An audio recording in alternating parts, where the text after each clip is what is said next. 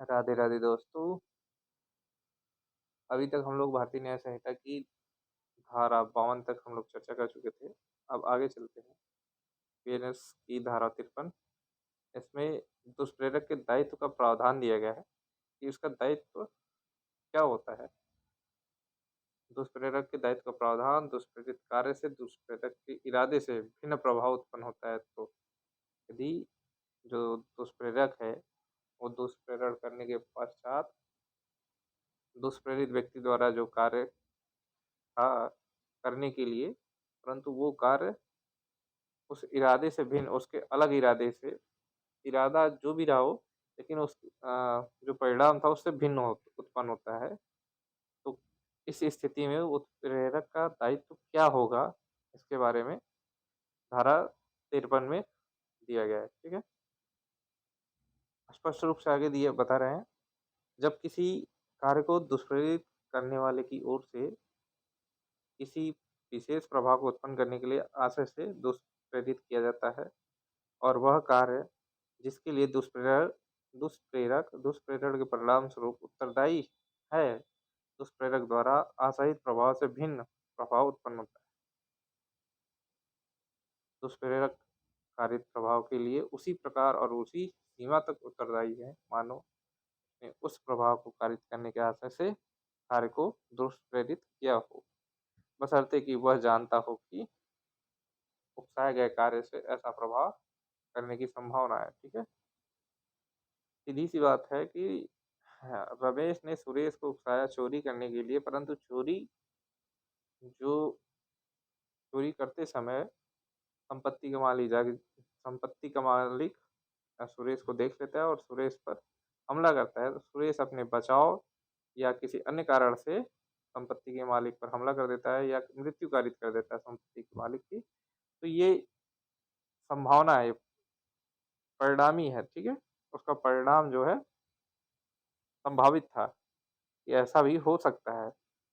यदि यहाँ तक जानता है तो उसके लिए वही सजा होगी जो उस दंड के लिए है। तो ये दंड के लिए सजा मतलब मृत्यु कारित यदि दुष्प्रेरित व्यक्ति किया है तो मृत्यु की जो दंड है वो दंड दुष्प्रेरक को मिलेगा। ठीक है, उसके लिए उत्तरदायी होगा।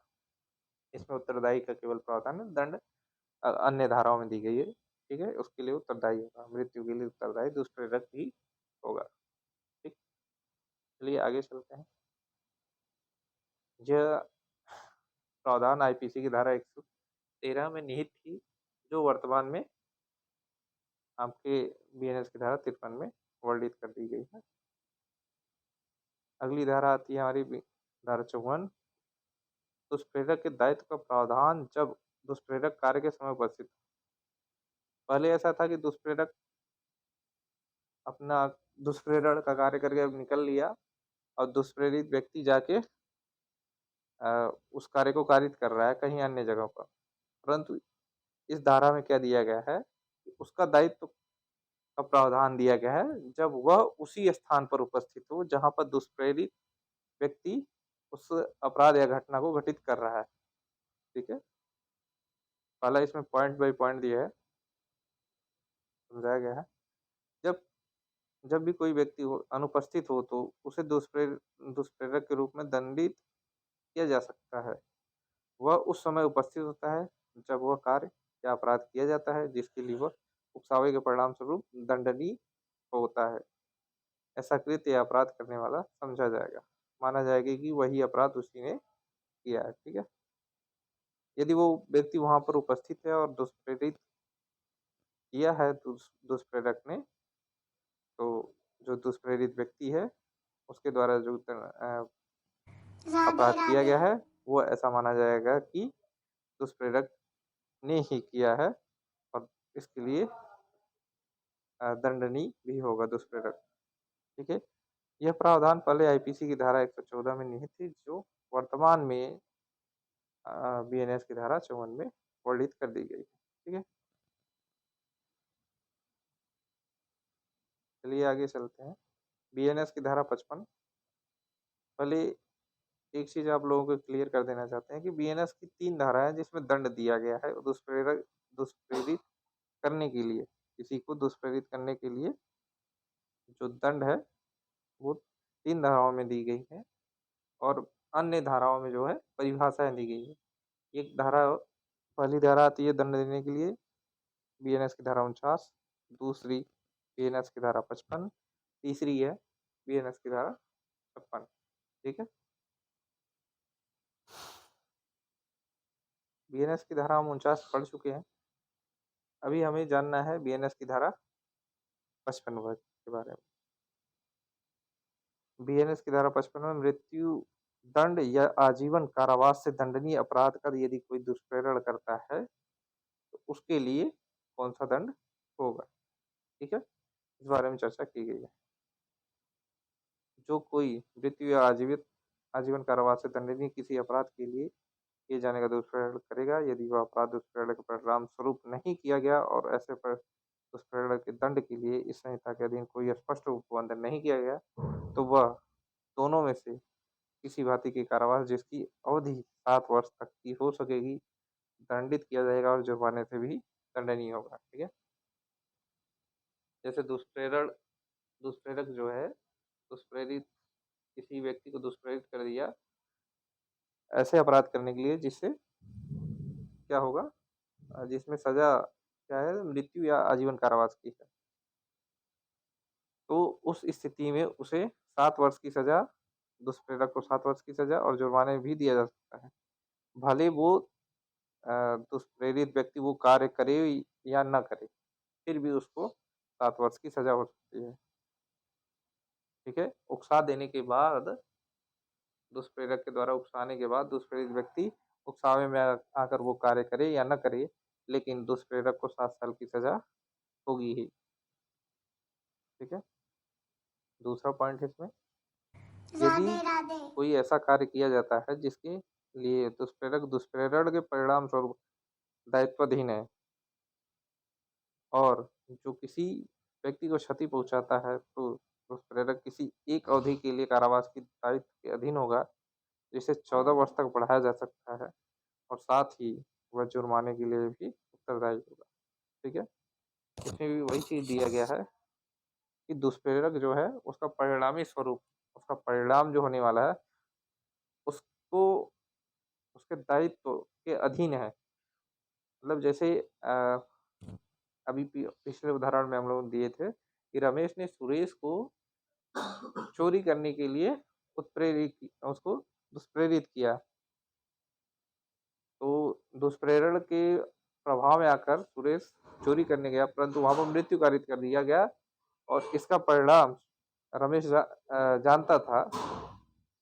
रमेश क्या है, इसको जानता था कि ऐसा भी हो सकता है, तो इसका दायित्व तो वहां तक बनता था कि मृत्यु यदि कारित किया है तो उसके लिए ये इसको दंड मिलेगा, दंड दिया जा सकता है।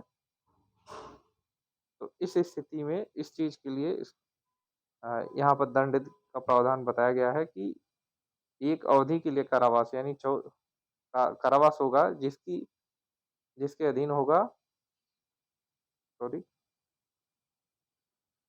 एक अवधि के लिए कारावास के दायित्व के अधीन होगा जिसे 14 वर्ष तक बढ़ाया जा सकता है।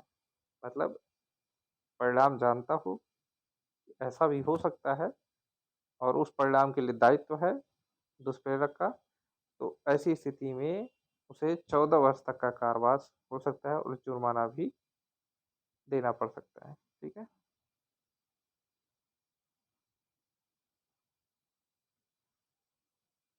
चलिए इतना आप लोग समझ में आया। अगली धारा पर चलते हैं, बीएनएस की धारा 56, अपराध के लिए उकसाना या कारावास के लिए दंडनीय। ठीक है, अपराध के लिए उकसाना या दुष्प्रेरित करना जो कारावास के लिए दंडनीय है, ऐसे अपराध छोटे और मोटे अपराध जो कारावास के लिए दंडनीय है, ऐसे अपराध के लिए उकसाना, तो इस स्थिति में उसको क्या दंड मिलेगा ये धारा हमारी 56 बताती है।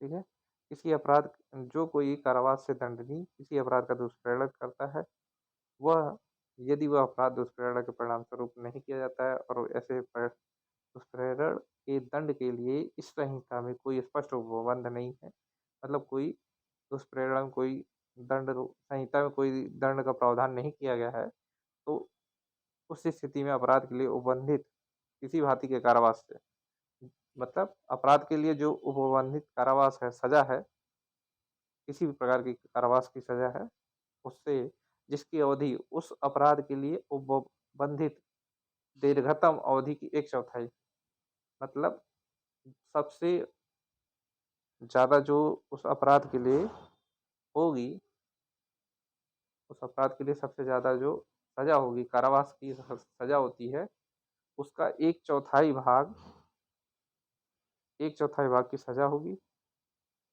या उसको जुर्माना भी दिया जा सकता है, या दोनों से दंडित किया जा सकता है। ठीक है? जुर्माना, 1/4 कारावास, या दोनों से, जिस अपराध को करने के लिए उकसाया है, वो अपराध घटित हो या ना हो, ऐसी स्थिति में। ठीक है? इसका दूसरा पॉइंट है, दुष्प्रेरक।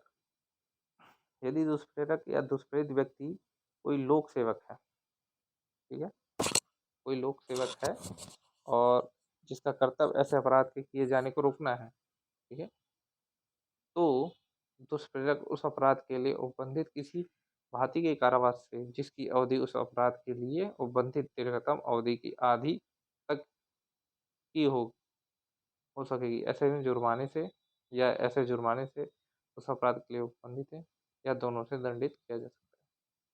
मतलब इसके पहले जो था वो साधारण व्यक्ति के लिए था, साधारण व्यक्ति करता है तो जो अपराध घटित होने वाली थी उसका 1/4 कारावास या जुर्माना या दोनों से दंडित किया जा सकता था। परंतु दूसरे नंबर पॉइंट में ये बता रहा है कि कोई लोक सेवक हो जिसका काम ही है अपराध को रोकना है, ऐसी स्थिति में जो दुष्प्रेरक है उसे दीर्घतम अवधि की आधी सजा होगी, या जुर्माना होगा, या दोनों से दंडित किया जा सकता है। ठीक है, उम्मीद है आप लोगों को समझ में आया होगा। अब बीएनएस की धारा 49, 55 और 56 क्रमशः आईपीसी की धारा 109 और 115, 116 में वर्णित थी, जो अब बीएनएस की धारा 49, 55 और 56 में वर्णित है। ठीक है, आज के लिए इतना ही। धन्यवाद।